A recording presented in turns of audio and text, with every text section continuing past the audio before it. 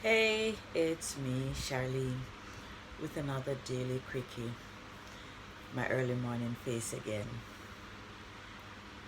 You know what, guys? In the past week, I've been doing quite a lot of purging. I call it my pandemic purge.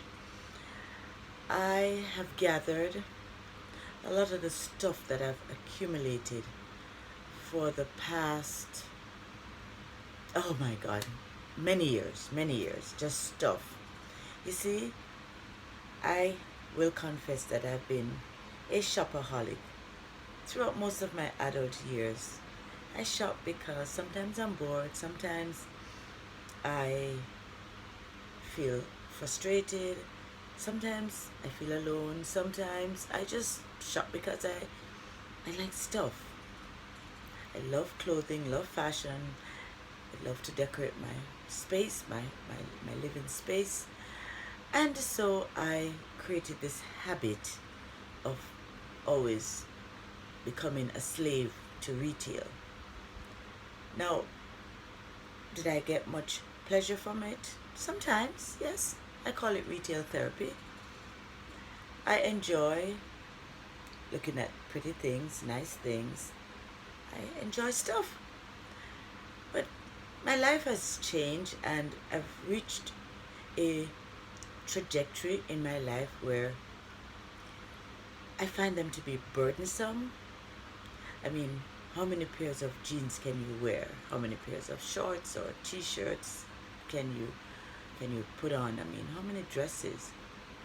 How many necklaces? I mean, I'm an accessory queen.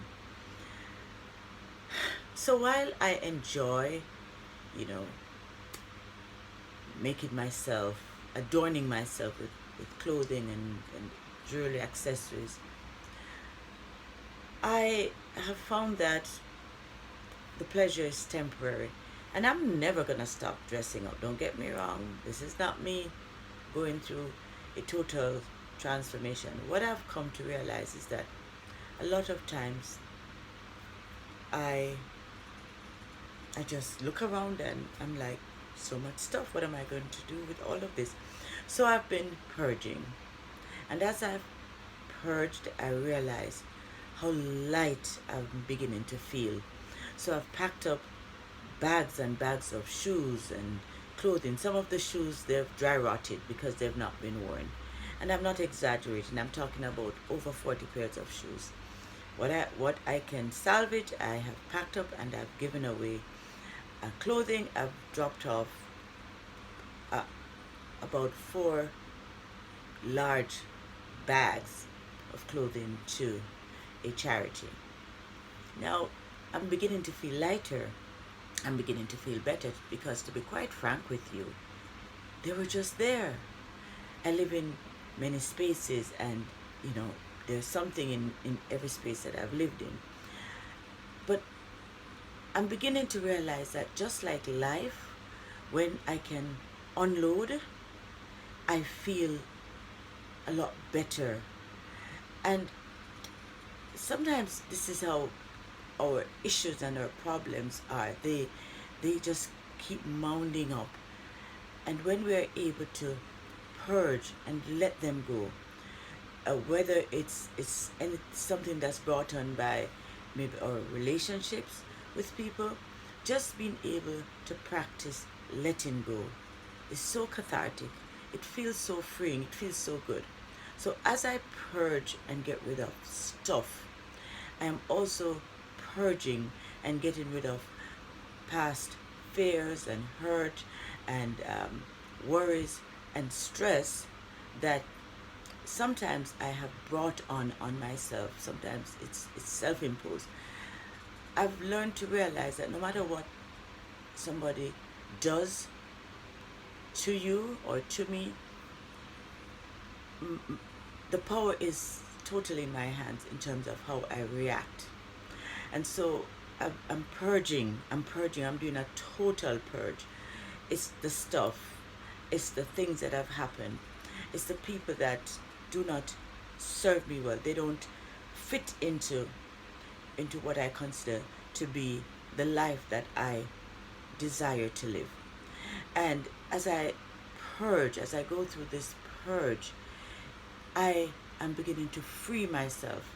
I'm unloading. I'm totally unloading.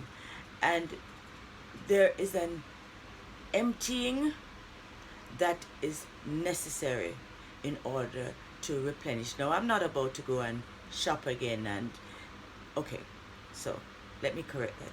I'm not about to go and shop just because